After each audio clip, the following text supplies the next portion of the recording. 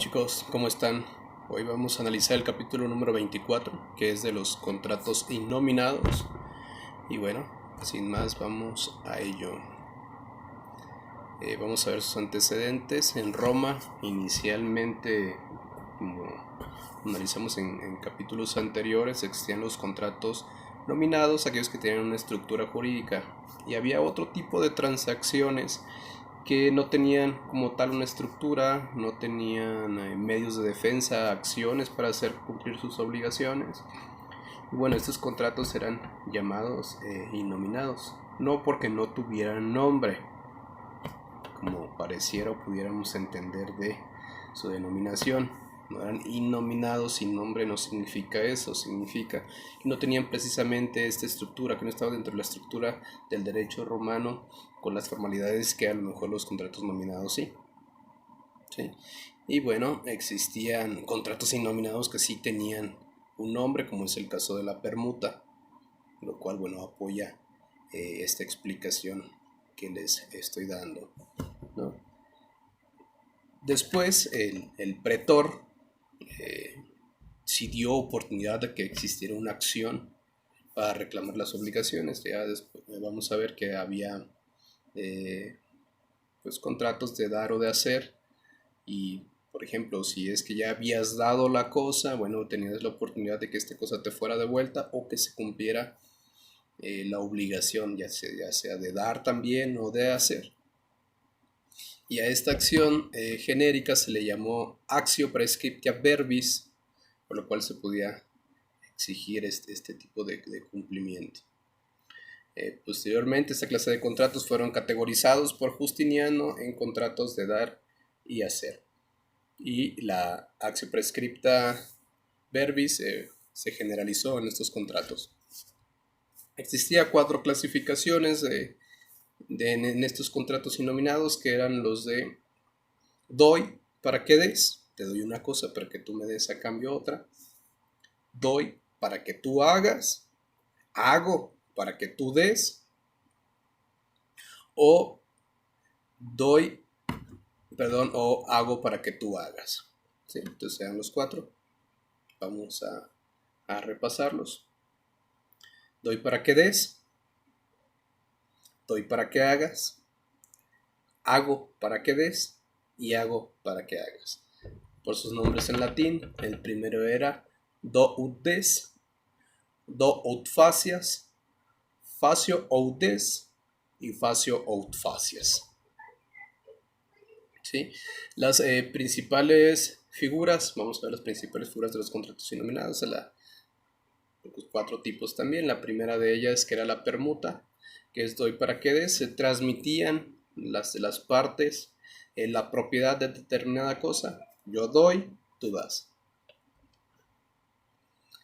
El contrato estimatorio o estimatum, doy para que hagas, es el que conocemos hoy como un contrato a consignación.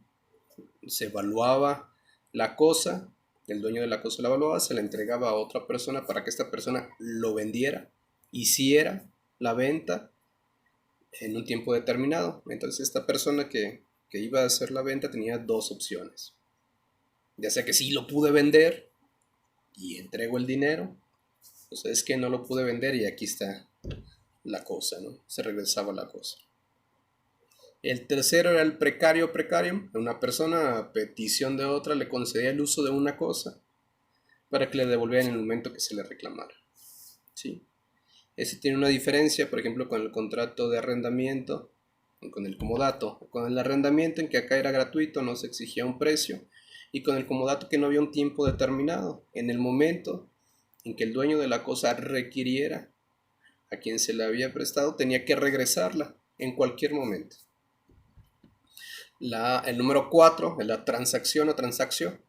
Las partes haciéndose concesiones recíprocas, doy para que des. Si tenían un problema litigioso presente o futuro, hacían determinadas acciones ambas para lograr o evitar terminar esta controversia. Hoy, luego despacio, luego les doy mucha información en poco tiempo. Entonces, bueno, vamos analizándola, ¿no? Después de acá vamos a ver Los pactos, ¿qué son los pactos? Bueno, son acuerdos de voluntades, pero que estaban desprovistos de una forma. Y vamos a hablar de pactos abyectos, pactos pretorios y pactos legítimos. Ok, de los primeros de los pactos abyectos o adiecta, o pacta adiecta, son aquellos que podían anexarse a un contrato de buena fe. Ya teníamos un contrato, estaba hecho, pero vamos a anexar un pacto, algo que nos faltó al momento de la celebración para modificar sus efectos. Y podían ser de dos formas, que era incontinenti y ex intervalo. El primero debe ser al principio del mismo contrato o antes de que el negocio termine, o después de su conclusión, pero antes de que las partes hayan procedido a otros actos, ¿no? Si vamos a ampliarlo, regularmente aquí era pues cláusulas que nos habían faltado, lo podemos hacer hasta antes de que termine, una vez terminando, siempre y cuando este contrato no vaya a cambiar su sentido. Y el ex intervalo, pues es el otro, ¿no? Es cuando ya pasó cierto tiempo que está formado el contrato, cuando las partes se han entregado a otras ocupaciones, ¿sí? Entonces pasa el tiempo y bueno, vamos a hacer modificaciones a el contrato inicial. Entonces existen estos dos tipos de pactos abyectos, que es incontinenti y ex intervalo. Vamos a ver los pactos pretorios, que son 4. El primero es constitutum. Servía para formalizar una prórroga de un contrato. Perdón, que aquí me está picando algo. Les voy a hacer asustar con el ojo asesino. Ahí está. Perdón. Constitutum servía para formalizar una prórroga de un contrato existente y establecer la concreción del pago. Regularmente el pago ya teníamos el contrato, pero bueno, vamos a modificarlo, vamos a darle un pacto para, ya se venció el pago, ¿cuándo me vas a pagar, no? Pues es que me vas a pagar en mensualidades, me vas a pagar al año, vamos a incrementar intereses. Si va a haber un cambio, una modificación en este contrato inicial, se hace un pacto que era constitutivo. Y había 3 que son receptum. El primero, que es argentari, el pacto mediante el cual los banqueros se comprometían con su cliente a pagar una deuda que éste tuviera con un tercero. ¿Sí? A lo mejor yo tengo una deuda con otra persona, voy al banco y le digo, es que tú págale por favor a esta persona. ¿Por qué causa? Bueno, podían ser varias, ¿no? En el sentido de que fuera en otra ciudad, por ejemplo, lo que realizar, no puedo llegar a esa ciudad. El banco sí tiene la posibilidad, incluso como hoy día que existen diferentes sucursales, es que tú págale allá y bueno, ya después tú y yo arreglamos el pago de... Sí, entonces este era un pacto en el que un tercero, en este caso el banco, pudiera pagar. Existe otro tipo de pacto pretorio, que es el receptum nautarum. Ahí me cuestan un poquillo las palabras. Ven que acá está media rara su pronunciación en latín, que es cauponumen et stabularirorum. Es el pacto por el cual los navieros, que es el nombre de navieros posaderos o dueños de establos, se hacían responsables de las mercancías confiables a su custodia. Y el tercero, el receptum arbitri, pacto por el cual una persona aceptaba ser árbitro en un pleito. Un tercero, nos poníamos de acuerdo en que un tercero diera la respuesta, le otorgaba la razón a quien la tenía, ¿sí? Respecto de un conflicto. Esos sean los pactos pretorios. Por ahí me faltó, creo que aquí me faltó explicar el pacto de juramento. Las partes convienen en que una futura controversia fuera decidida mediante un juramento, que bueno, también es parte de los pactos pretorios. Los pactos legítimos es la promesa de dotar, compromiso de arbitraje y promesa de donar. En el siguiente capítulo vamos a ver la donación en específico, ¿sí? Pero bueno, en esta parte de aquí es la promesa de la dote. Para prometer la dote, si no se formalizaba sin necesidad de ser formalizado, se otorgaba fuerza de obligatorio. En compromiso de arbitraje es una convención por la cual dos personas se ponen de acuerdo para confiar a un árbitro la decisión de zanjar un litigio. Y la promesa de donar, que vamos a ver en específico en el siguiente capítulo. ¿Qué consecuencias, qué acciones había? Consecuencias jurídicas.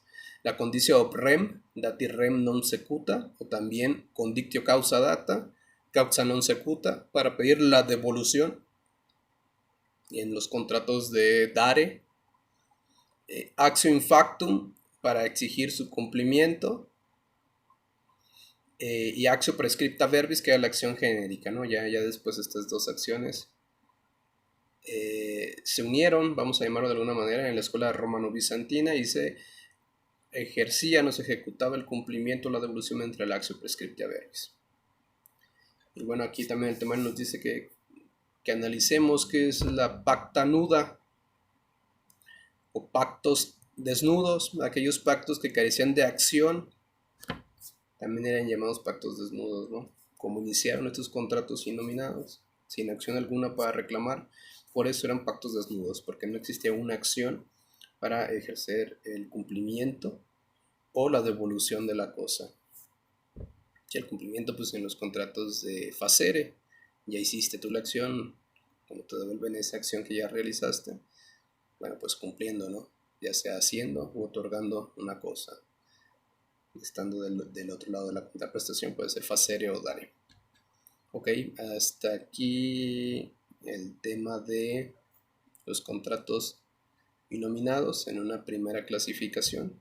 Vimos los pactos, los contratos innominados en su clasificación de dar y hacer. Vimos, recapitulando un poquito, la permuta, el aestimatum, el procarm y la transacción.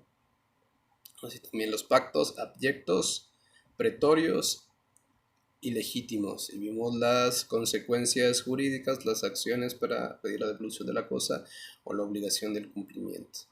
Y finalmente, ¿qué son los pactos desnudos? Que son aquellos pactos en los que no existía una acción para reclamar su cumplimiento. ¿Sí? Hasta aquí el capítulo número 20, ya se me ha olvidado, 24. Se los voy a mandar, esto que les acabo de decir, en un formato en PDF, para que lo lean, lo analicen. Tal vez aquí con en la explicación agregué algunas cosas que no están como tal en el escrito resumen que les envié el día de ayer. Cualquier cosa me preguntan y bueno, sigo estando aquí a sus órdenes. Más tarde les voy a mandar hoy mismo el capítulo número 25. Seguimos en contacto, que sigan estando bien. Chao.